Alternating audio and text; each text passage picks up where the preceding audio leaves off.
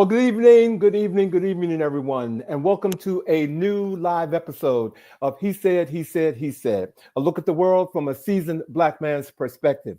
I'm your host, Alvin King, and welcome to our Friday night episode, ladies and gentlemen. Uh, happy, what am I, I'm just going to say happy Friday to everybody right now, because seems like these short weeks just always makes it seem like my days are off. And so I know now it's Friday because I'm here with all of you, everyone. I don't know if you all are prepared, but tonight is the Mega Millions drawing, and it is at $1.15 billion.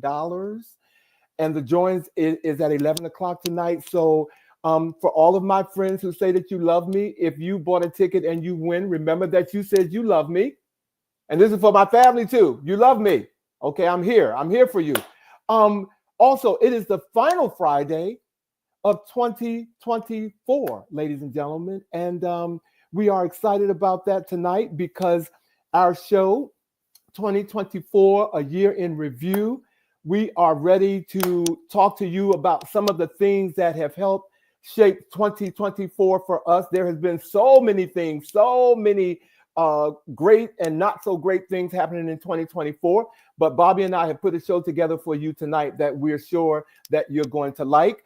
Happy Kwanzaa to everyone, ladies and gentlemen, for those of you who celebrate Kwanzaa, and happy Hanukkah to everyone who celebrates Hanukkah. It is also Hanukkah. Hey, Monica, how you doing? Thank you for joining us tonight. Hey, Oscar, happy holidays to both of you. Well, hey, Rose, how are you? Welcome to the show tonight.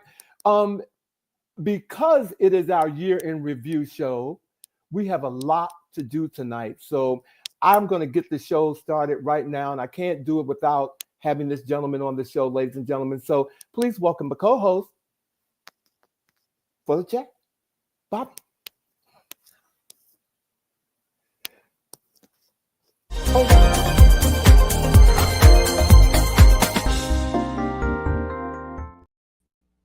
I think I threw my producer off. I think I did. I'm here. I'm ready. Bobby. Alvin.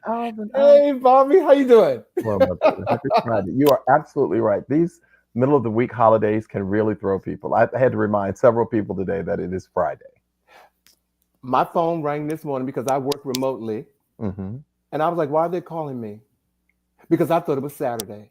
Oh, you actually thought it was Saturday. I thought it was Saturday. Why are you calling me? Yeah. But welcome to our show tonight. Hey, Michi, thank you for joining us tonight. Hey, Meech. So, Bobby, first of all, how was your Christmas? Blessed and highly favored. Michi and I actually drove up to Philadelphia, the Philadelphia area, and had dinner with our friend Vita Robinson, who just cooked an extraordinary meal once again. And so after the show tonight, I'm going to start to dive into some of those leftovers that I brought home with me. So it was very, very good. A wonderful time of fellowship with what I refer to as family, friends that we choose to be our family. So yeah. How about yours? My Christmas was very good. As you know, first of all, I want to say thank you to several people who reached out to me because they knew my sister passed away last year about this time, and they didn't know what I was doing for Christmas, and so they extended an invitation to come to their home and have dinner and whatnot. But I had dinner with my two favorite aunts, Minto and Teresa, and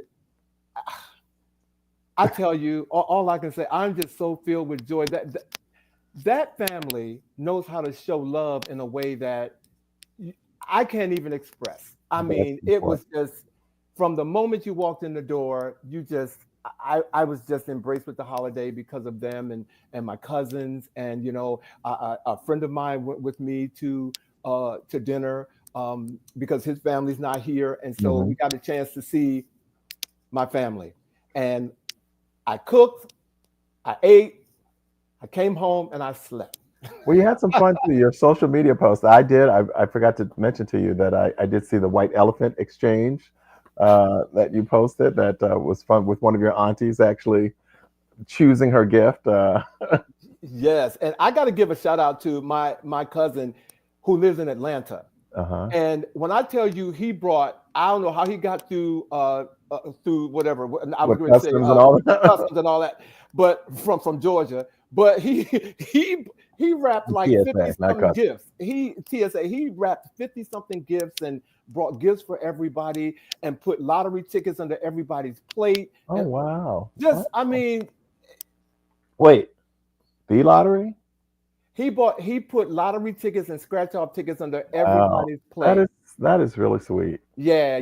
I'm telling you, it was just a loving day that I needed to have with my family, and I needed it. So thank you for asking about that, Absolutely. Bobby. Sounds like an Oprah moment. It was absolutely incredible. Lift your plate, everybody.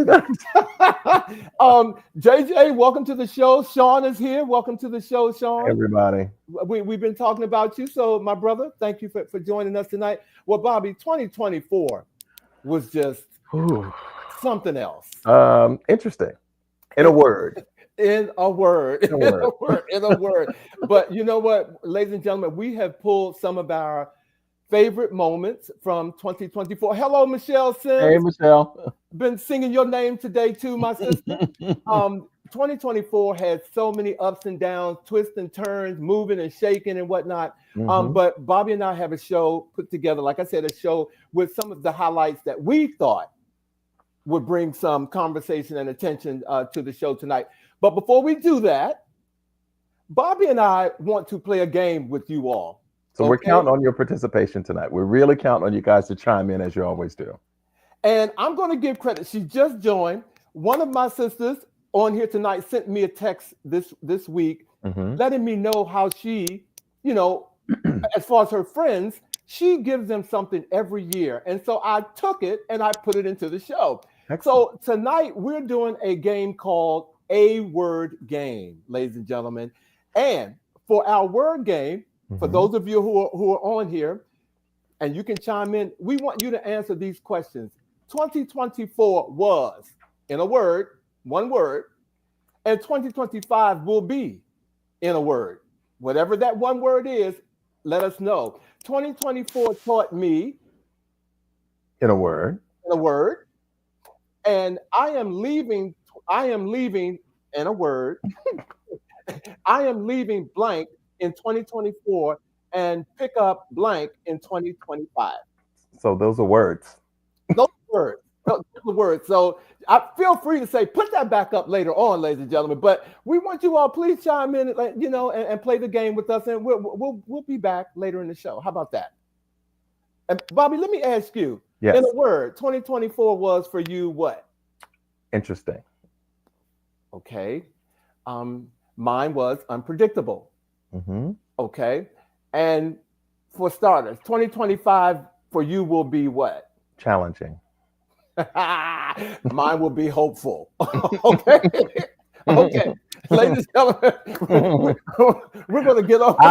I will go into it with hope, but I anticipate it being challenging. I have to keep hope. Hope has to remain in my pocket. Michelle, 2024 equals hell, said Michelle.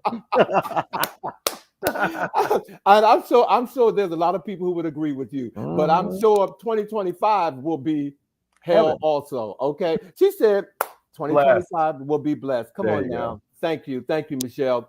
Well, as we said, in 2024, several national headlines dominated the news here in the United States. And these events collectively shaped the national discourse throughout 2024. Yep.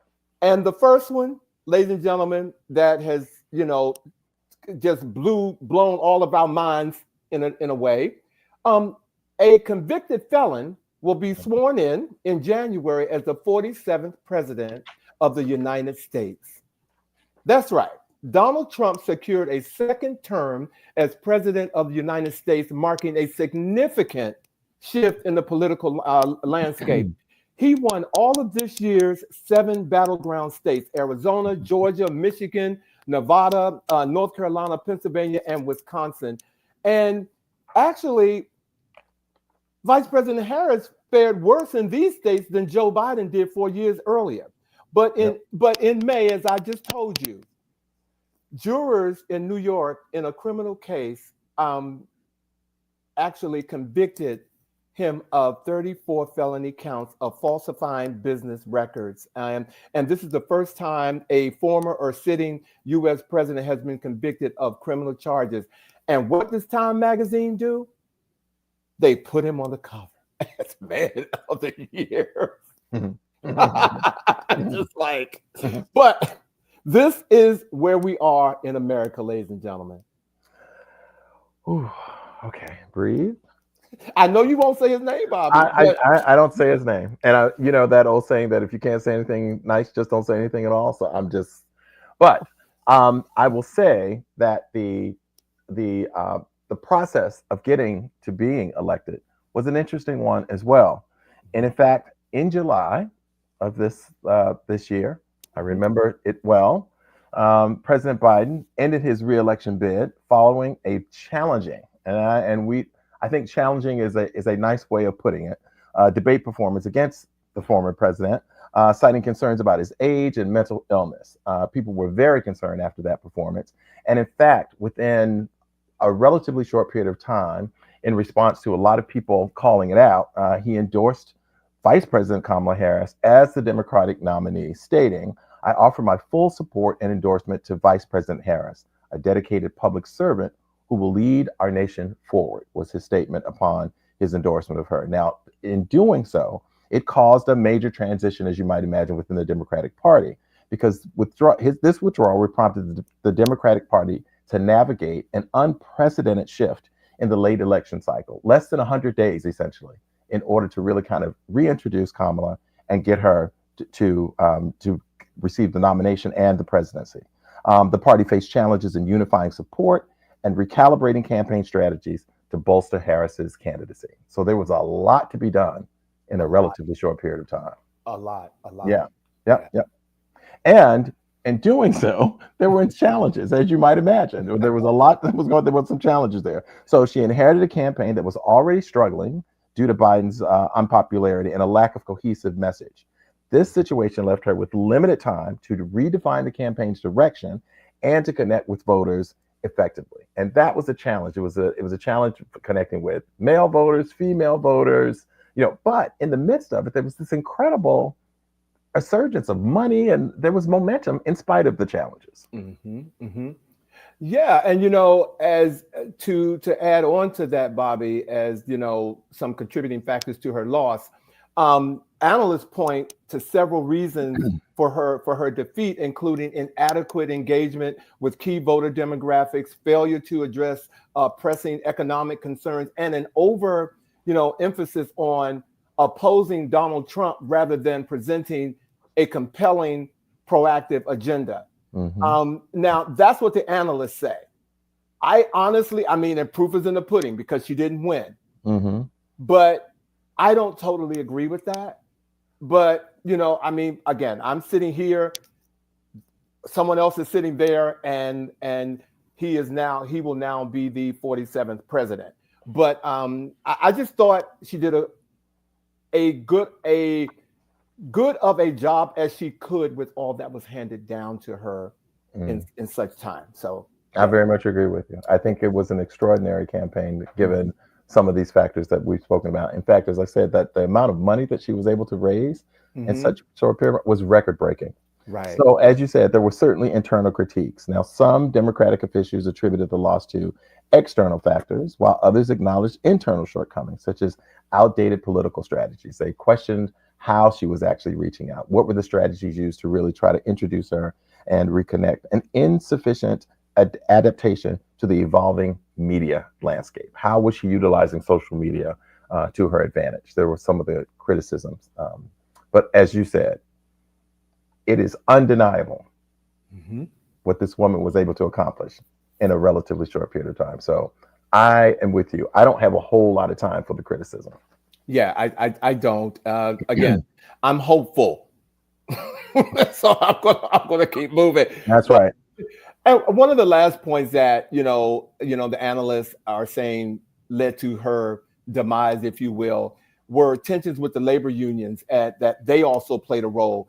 And for instance, the Teamsters president, Sean O'Brien, criticized Harris' perceived arrogance doing campaign interactions, leading to the union to withhold her endorsement, and that was which was a significant departure from her long-standing political engagement. And in fact, something that even came out today in the news, which said that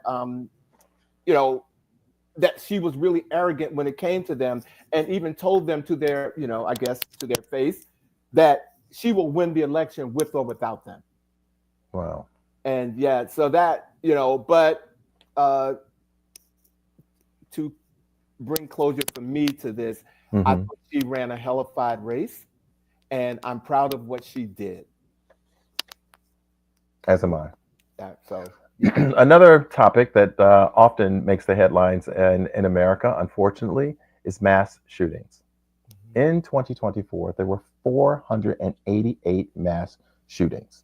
Now, according to the database Gun Violence America, a mass shooting is determined by 4 or more people being involved in the shooting. And so the deadliest incident took place in the Chicago suburb of Joliet in January, which 8 people were killed, including 2 teenagers, and 1 was injured. Gun Violence America defines a mass shooting, as I said, once again, is a minimum of 4 victims shot, either injured or killed, and not including any shooter who may have also been killed or injured in the incident. Now, in addition to gun violence and mass shootings, which often get the most attention in terms of the media, we don't want to lose sight of the fact that there are mass killings that also take place that can happen from a variety of things. Now, these mass killings often impact disadvantaged communities more so than affluent ones. And they can be as a result of blunt force trauma, stabbing, domestic disputes, victim offender relations, such as stranger in a family or acquaintance or a coworker, including, for instance, the Madison, Wisconsin shooting recently, that was about a week ago, where a young teenage girl actually went to her school and 2 people were killed. And I want to point out, being a girl also is an unusual profile in terms of mass shootings and so forth. But once again, these types of incidents that often don't get quite the same coverage in the media are often most felt in disadvantaged and communities of color. Yeah. Well, but I don't know how they're going to combat gun violence. That's a topic for me that I just like to sit in a room with people who have strong opinions on what to do. Yes. and how to, get it under control, because I seriously have like this space in my head of not knowing where to go in order to combat gun violence at any level. I don't see a way of making it go away. You know what I'm saying? I think part of the problem is that Americans are infatuated with guns, and they don't want to take accountability for the fact that a gun does not go out and just kill someone unto itself. So first, there's the question of the stability of people who have access to them and their capacity to act responsibly. But it's also the access to the guns, how readily people can get access to weaponry here in the United States, because there are people who have mental disorders all around the world.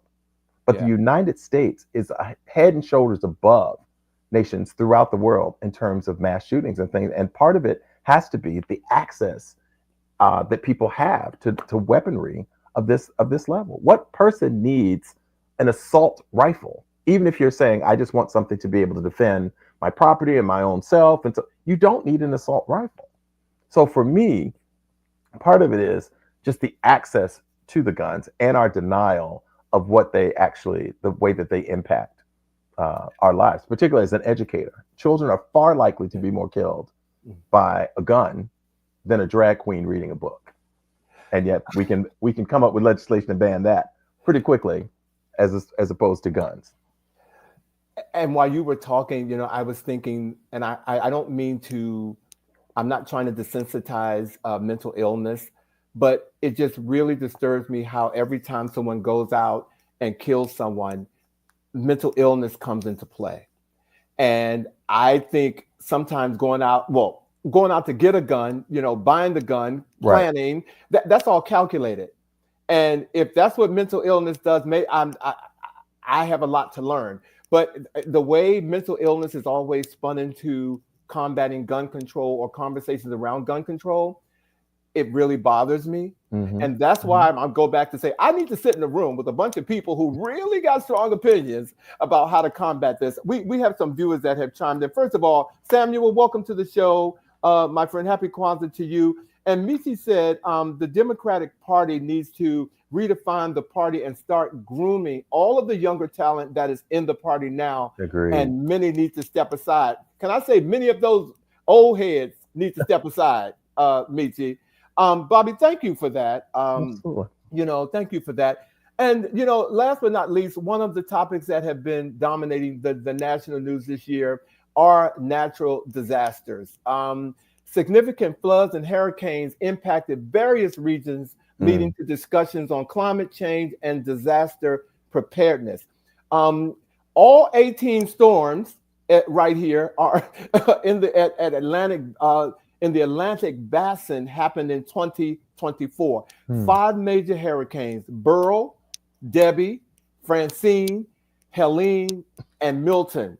They all caused major damage and catastrophic flooding from Florida to North Carolina. Here, I'm going to give you some of the damage that these hurricanes did, or these natural disasters made in 2024. First of all, Hurricane Helene. This tropical cyclone in September 24 caused 225 deaths. I mean, by herself. As of November 30th, at least 166 people have died in floods in the United States, which most of the deaths were occurring while they were driving. Wow. In Las Vegas, where it's hot, the average daily temperature in the summer of 2024 was 96.2, the hottest summer on record. And in Clark County, the coroner's office confirmed that 491 deaths could be attributed to the heat wave, Bobby. All right. And as far as tornadoes go, in April, there were nearly 400 confirmed tornadoes, more than double the average, and at least 7 people were killed directly by tornadoes, and several more died in related incidents. All right. Climate change. Climate. I'm telling you, it's real, and it can be dangerous. It's all seriousness. It's amazing. It is no joke. And I'm so glad I live in DC. Sometimes, we don't deal with a lot of that extreme stuff. You're right. We don't deal with that. Hey, Rodney Bryan had joined. Rodney, thank you for joining the show. Okay, he said, BS, never underestimate the power of ism. Oh, you want to complete that word, Bobby? Ism. Okay, Bobby. I mean, Rodney, I hear you. There are variety, but I'm assuming the one that he is choosing is racism. Racism. I will assume that. Hey, Rodney. And Blue, welcome to the show. He said the Dems do represent America, U.S. The GOP represents the Old South. Well, you got that right. Yes, you do. So thank you all for joining the show. So we're going to move, on in 2024. Sports played a significant part in reshaping 2024. Absolutely. And we all witnessed several significant events across both men and women's competitions. These stories highlighted the dynamic and ever evolving nature of the sports world in 2024, showcasing remarkable achievements and significant developments across various disciplines. Here's some of the ones that we have for you. I'm just going to go ahead and kick it off with Caitlin Clark. Okay? Caitlin Clark. Her ascendancy in women's basketball. Yes. She was honored as the AP Female Athlete of the Year following her impact on women's sports. She led Iowa to the national championships game, became the top pick in the WNBA draft, and won Rookie of the Year, drawing an unprecedented attention to women's sports and the record-breaking viewership and sold-out arenas. And she was getting some backlash from people who thought that she didn't deserve what she was getting. But the girl is bad, and she's bad. I will give her that. She's bad. She broke numerous NCAA and Big Ten records during her time at the University of Iowa. She became the all-time leading scorer, surpassing Pete Maravich's record. She also became the first player to record at least 3,800 points, 1,000 assists, and 950 rebounds in a career. There's no question that Caitlin Clark is awesome. There's no Okay, question. okay. And because of her awesomeness, the average price of tickets for an Iowa game has increased 224% since she joined the team in 2020. It's amazing. And yeah, and last but not least on Caitlin, she was the #1 overall pick in the 2024 WNBA draft selected by the Indiana Fever. The girl is bad. You got about my girl Angel Reese. Oh well. see. I'm just saying. See, Angel Reese is bad too, but She's bad. but Caitlin Clark. She's the you know what? Yeah, you can't. No, you can't deny it. Her stats alone tell the story. Okay, I'll see, but see, you didn't do Angel. See, Angel, we love you too, Angel. we do, but we had a short time. We only got an hour. That's right. And to tell your story, that's 12 minutes too, Angel. That's right. But there's a lot of love to go around. In addition to Caitlin Clark setting records and breaking records and all of that, let's talk about the Olympics, the 24 Olympics. The United States topped the medal count for the 4th consecutive Summer Games, securing 40 gold and 126 total medals. Now, the Games achieved full gender parity this year, which is quite unusual. Equal members of male and female athletes, and who among us can forget one of the sports that was introduced this year, and that being, of course, there's Katie Ledecky here from the DMV, some of our track runners here that were breaking records. But what I wanted us to think about was that sport that we all know and love, that now is a sport, breakdancing. Lord Jesus. Do you remember breakdance? And there's a lot of mixed emotion still about her. Her. Like her. It's her. That one. That one right there. Her. Okay. That one right there. What she did? She looked like she was having an epileptic seizure as opposed to dancing. First of all, how you doing? Michelle, how do you feel? She said, in a word, trash. Trash. Michelle she's on fire tonight. 2024 is hell. And that breakdancing was trash. Yes, yeah. When I heard that breakdancing was coming, yeah, I kind of cringed because I didn't think. I know somebody. Don't cancel me and don't take my card. But breakdancing versus ballroom dancing. What? And I don't care. You can tell me ballroom dancing is not a card sport. Is taken. Okay. but this was something that now I hope that they have 4 years to kind of shape and get it the way they want, because it was so funny to watch these people compete in that category or in that. I can't call it a sport.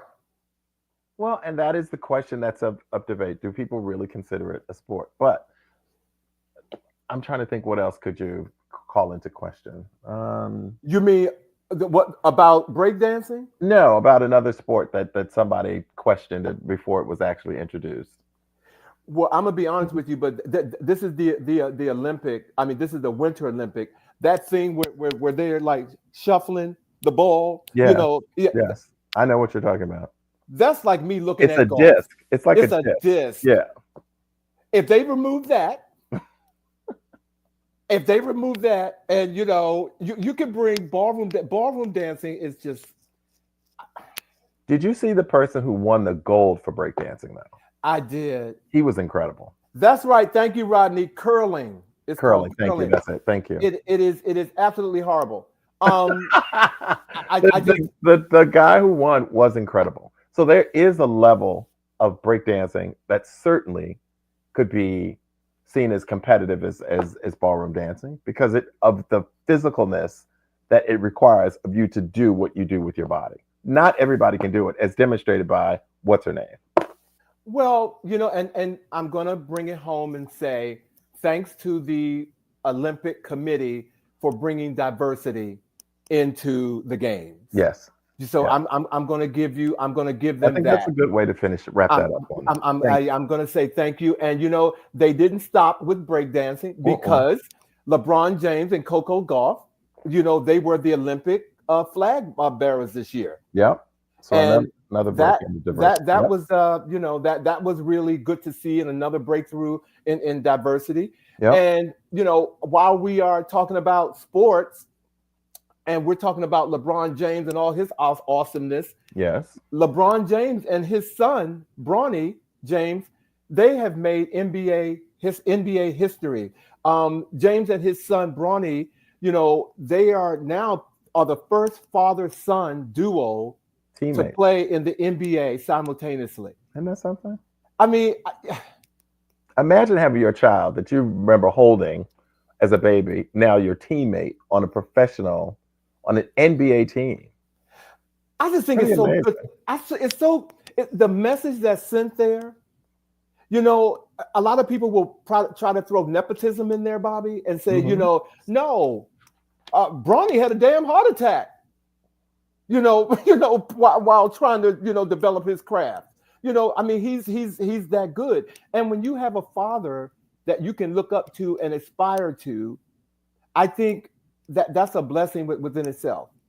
And so I think watching them on the court, Yes. it's so beautiful to me. Yeah, it's a magical thing. And Yeah. when we look at other examples of nepotism throughout the country, Yeah. again, I don't have a whole lot of time for this one. Nope. The boy can play. His father's a legend. Done. He said you don't have a whole bunch of I time. don't.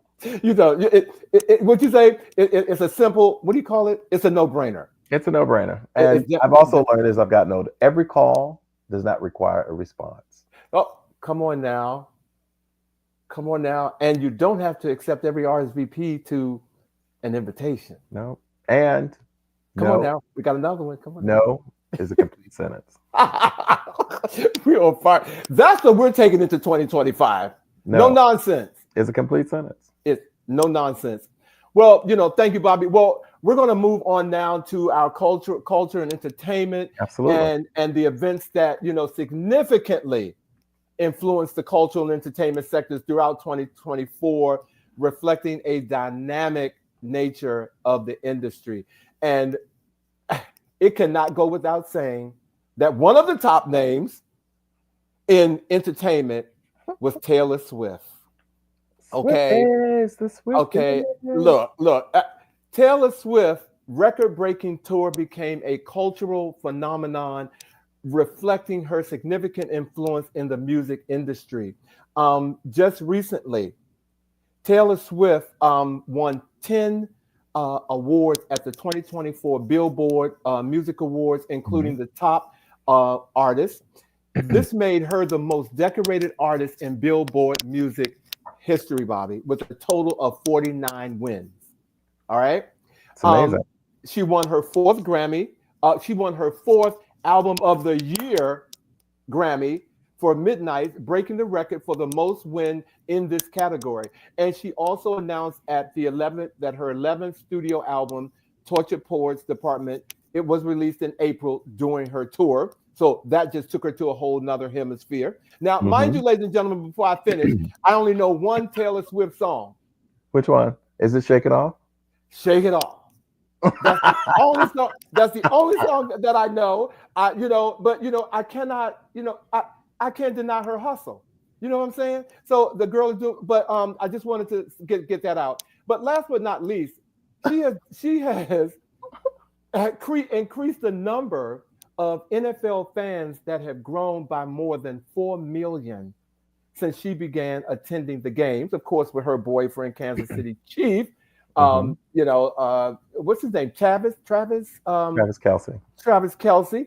And this includes 53% in the 12 to 17 age group, a 34% increase in the over 35 group. These are all women, and a 24% increase in the 18 to 24 demographic. Do you know Amazing. what that's done for football? Amazing. Okay. And last but not least, she's an incredible businesswoman Mm-hmm. because her Eras Tour film earned $92.8 million in its opening weekend. Wow. Monica, And I don't get it. Monica, I don't get it either. Like I said, Ronnie's like, that's her song? Yes, that's her song. Shake it off. if it's music, okay. Because I don't know it and I don't know what people see. So I'm with Monica on that. But you know what I really also appreciated is that I read a story that as the tour ended, she gave huge bonuses to everyone who worked on the show, her crew, the stage crew that traveled, like thousands and thousands of dollars in bonuses. Huge. I mean, who needs a lottery ticket? When you work at Taylor, you know. Okay. Who needs? And I also read that her and her boyfriend, why can't I get his name? Travis Kelce. Yes. Travis. They band together, and they bought gifts for all the Kansas City Chiefs. Nice. Well, they got it. They've got it. They can do that. They don't have to do it, but they've got the money to do it, and it's nice that they think to do it. Again, Taylor, we salute you in 2024. You did your thing, and we just wanted to show some recognition to you on that. To the Swifties, Taylor and the Swifties. Now, another big thing for 2024 was Cowboy Carter. Beyonce released an album, Cowboy Carter, and it showcased the fusion of country and pop and reflecting her versatility and influence in the music industry. Now, of course, there's a little bit of controversy around it because despite the fact that it topped the country charts for weeks, that it broke records, the country community, Rodney talking about those isms, responded in a very interesting way and tried to deny the fact that it was country music. Like, it was shunned. The Country Music Awards, she did not get one, although the album broke records, stayed at the top of the charts, highlighted and lifted the voices of other Black country artists. And so I want to say that people can say there are a lot of ways to respond. And when I was saying, like, every call does not require a response. She didn't get an award. You didn't hear her complaining about it, all of that. But then she gets selected to play at the halftime of this Houston football game on Christmas Day. So there's a captive audience there. So she comes out and she not only slays in terms of presentation, but again, she chose to say, I will show you what country can be and what it is. She not only lifted her own voice, she brought out other Black female country singers and lifted them, those who were part of the album.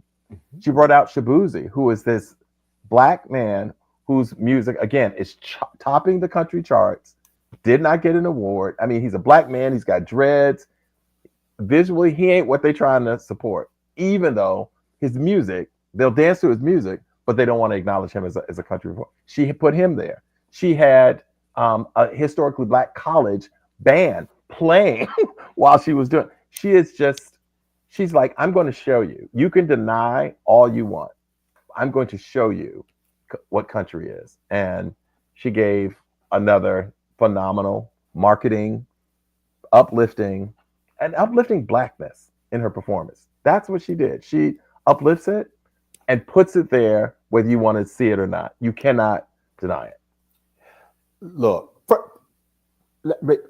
Michi said that Taylor's Eras Tour garnered $2 billion in sales, and she gave millions in gifts to everyone who worked on her tour. Yep. And Rodney said it didn't rise, meaning Beyonce, I'm sure, her album, it didn't rise to the intellectual level of the other country songs. Clearly, they thought they had the power to say that. But Bobby, I want to go back to something that you said. Yes. You said that they selected Beyonce to perform. Who did I say they? Well, you said she was selected. Yes. To perform. I just want to make sure that she was not selected. She negotiated that. She went to them she's under a $60 million contract with Netflix. Yeah. And she told them that she had three things that she wanted to do. She already did the what do you call it? Super Bowl. No, not the Super Bowl. No. She did that TV special that she did where she went Homecoming. back to the Homecoming. She did. Mm-hmm. This was the second one, so it was already there. You see how strategic she is? She planned this before she even released the album because she knew that she would be rejected. And she said, I can show you better than I can tell you. And she did. So, you know, I was sitting on my TV, my food fell out of my mouth. I was like, just like. You don't even have to like, you know, like you said, it's not even about you liking her per se, right. As much as you got to respect the game in terms of knowing how to market, how to say, you don't have to accept me if you don't want to, but even though I topped your charts, that's how I'm trying to figure out. If you don't see it as country and you don't like it, how could it have stayed at the top of your charts for as long? And because that's based upon sales and plays. Well, and look at the Grammys. She has 11 nominations for that album. So who needs a CMA? Basically is what she's saying. You know what I'm saying? And you hit another point, Bobby. She did it silently. She didn't nothing on social media, anything nope. where she was, you know, casting anything. She didn't ask people to boycott the country music. She didn't do any of that. No. And she was like, just watch Christmas. She told the Beehive, just be quiet, y'all. I got this. I got this. Well, another piece of entertainment that happened this year that took all of us by storm. I'm going to take you back to the Olympics. Yes. Where Celine Dion performed from the Eiffel Tower in the Olympics, and she performed.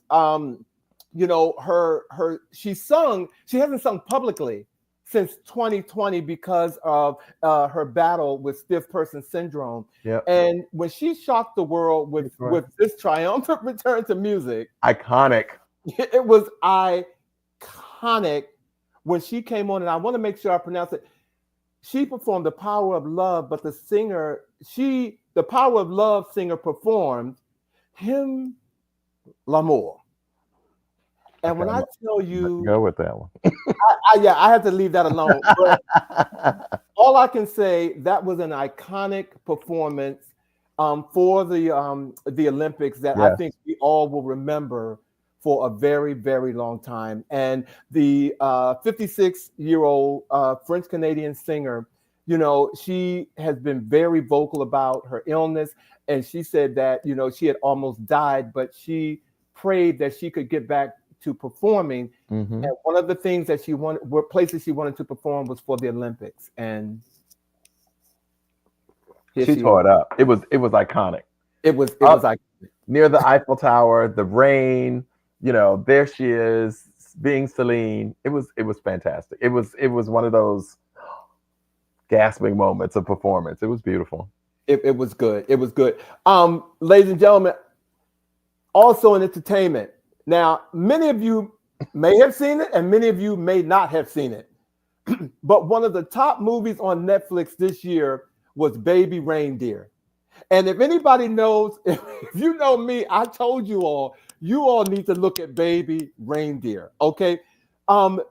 Baby Reindeer became one of the most talked about TV shows, captivating audiences with this intense narrative, okay? Mm-hmm. This woman by the name of Martha developed an attachment to this man named Donnie and begins to stalk him both in person and online. And this guy here, this guy who played Donnie, is the guy who it actually happened to, and he wrote the story. Oh, wow. And gave it to Netflix. And all I'm saying, it is the best 7-segment piece that Netflix has done. It has suspense, drama, comedy. It's dark. It just keeps moving. And when it's over, you're like this. What just happened to me? I'm telling everybody, please go to Netflix and see Baby Reindeer. It was one of the best shows in 2024. And there were some good ones, but Baby Reindeer will hold your attention. Yes, I will follow your lead because, of course, before the show began, he was letting me have it, and our producer for not having seen Baby Rain. So I will see it, but I'm going to watch it after I see 6888. That's gonna Oh, be that's I, that's I've my treat. already I've already seen it. That is good. Let me get. Rodney said power and influence, pertaining to Beyonce and what she did. Yep. Hey, Troy Patterson. Happy Hey, birthday Troy. to you. Welcome to the show. Happy holidays, man. And Monica said she showed us, yes, Beyonce. And Kendall said she may have done it silently. However, it spoke volumes. Yes, it did. Yeah, yes, Volumes, yes, it did. volumes. And it's on Netflix now, so y'all can go back and see 30-minute of the 13-minute concert. It's on It there. is. It is. Okay, great. Yeah, you can go back and Great. see it. Yes. Mm-hmm. Okay. All right. So now you would literally have to be under a rock to not know about this next story. Okay. You would literally have to defy gravity. Okay. Hold on. You tinkle for that. Okay. Okay. That was good. That was good. I got one for you though. But you tinkle. Okay, it's not hyperbole at all to say that Wicked has had a wicked run at the box office since its premiere before Thanksgiving. So much so that it's Christmas week and the film is still performing exceptionally well. Now, after a strong Monday before Christmas that saw the musical pull in a whopping 4.6 million, an 88% rise from its Monday performance last week, Wicked has officially crossed the $575 million mark at the global box office. Now, Wicked, a domestic total, now stands at $389 million, and its international haul much less at $187 million, leaving its worldwide cumulative haul at $576 million at the time of this show. Now, Wicked finished this weekend, the weekend of December 20th, third at the box office with $14 million, behind Sonic 3, Hedgehog at $60 million, and of course, The Lion King, Mufasa, The Lion King at $35 million. But still, Wicked has done wicked well. It's wicked. I'm waiting because both of them have been nominated for Emmys already. You mean of them? No, Emmys. The Emmys comes on first, right? But Emmys television. Well, no, the Emmys. Do you mean the Golden Globe?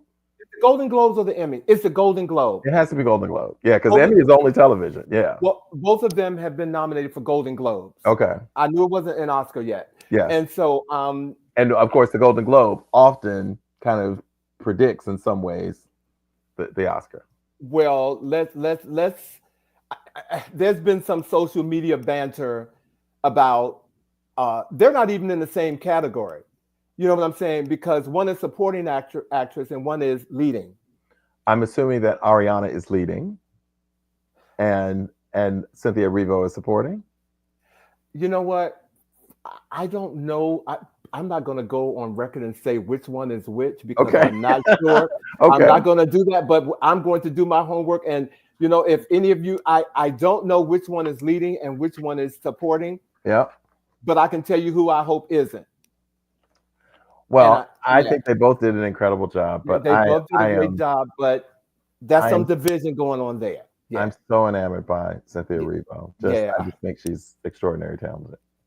Can I tell you what I did? Sidebar.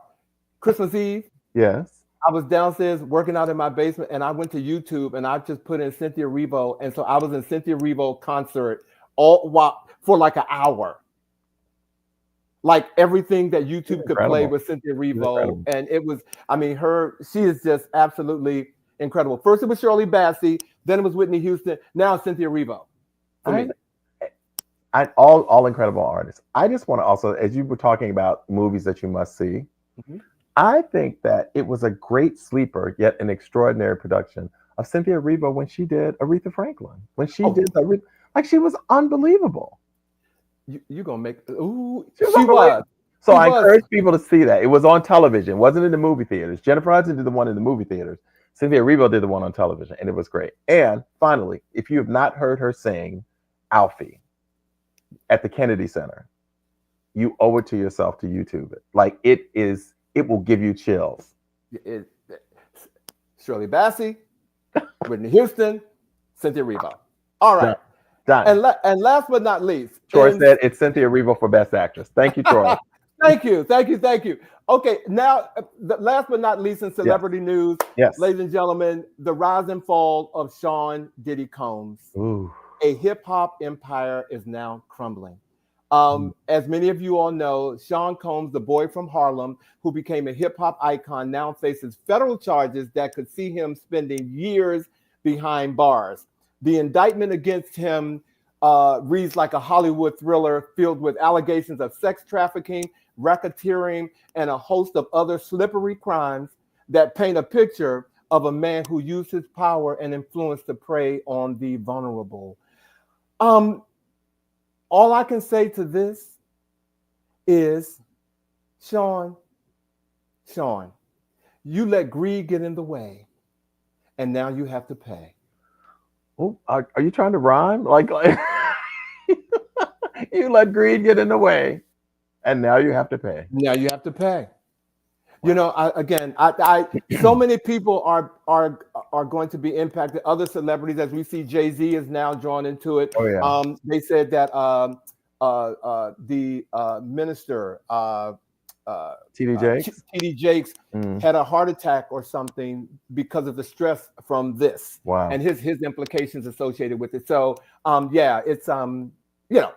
It's definitely going to go into 25. Like this is not over by any stretch of the imagination. Going into 25. Yeah, it's going to 25. So those were our recaps and our highlights of the year, ladies and gentlemen. Wow. So thank you for being a part of letting us share them with you. Absolutely. And now at this time, we would like to take a moment to honor and pay tribute to a number of influential people who made a difference in our lives, who left us during the year of 2024. So please join us here at He Said, as we remember in memoriam 2024.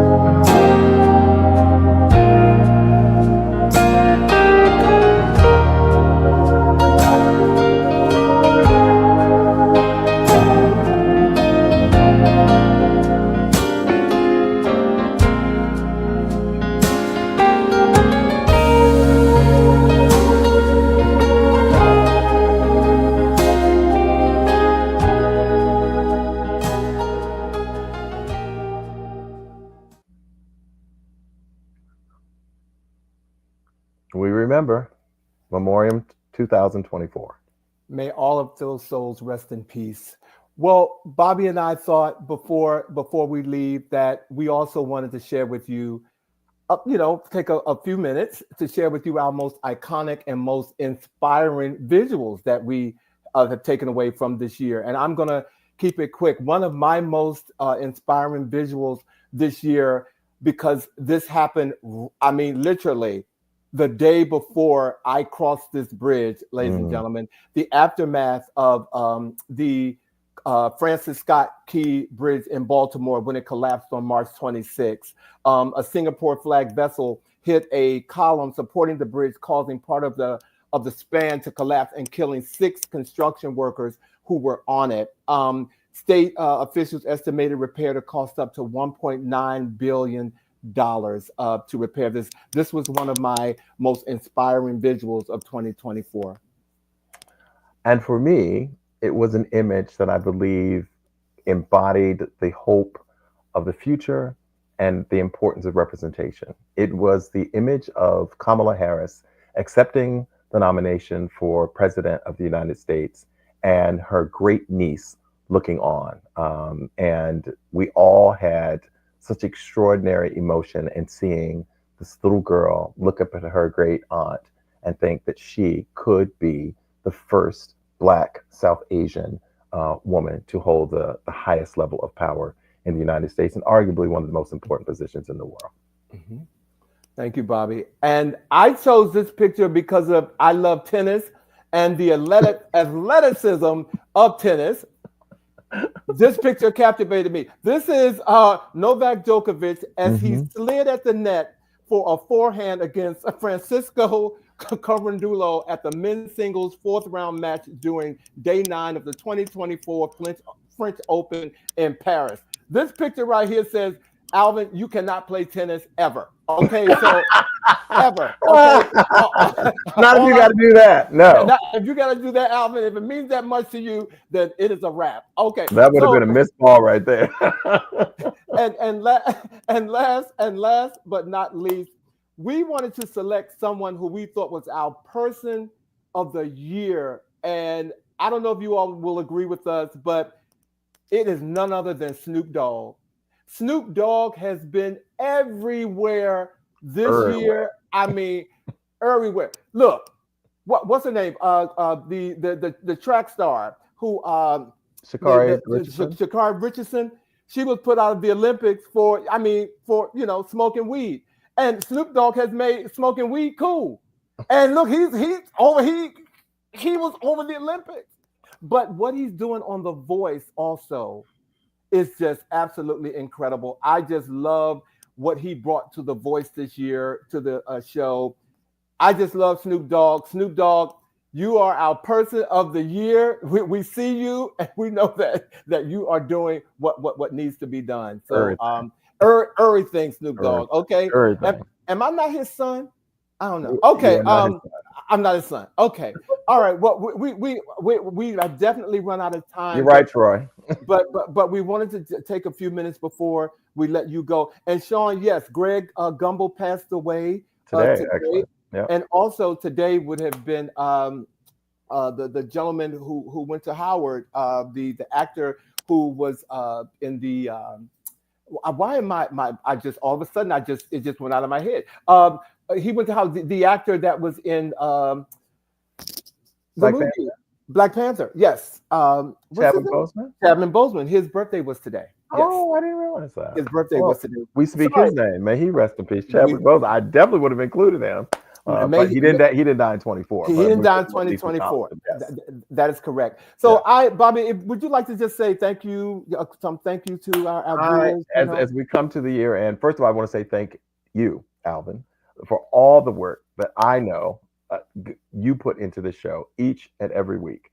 I show up, I follow our script, we work together on putting a show together, but the amount of work that you personally put into this, people will never know, but I do, and I just want to say thank you. And I want to say thank you to our producer, Norman, as well. And finally, to all of our viewers, our faithful viewers who tune in every Friday night to join us. I just want to say thank you guys, and we really appreciate you, and the best in 2025. I'm going to echo everything that Bobby just said, except I'm going to thank him. You don't just show up. You definitely you complement the show, and that's what's important. We do work together, and for losing a member this year, and then having to do this together and try to make he said look like he said.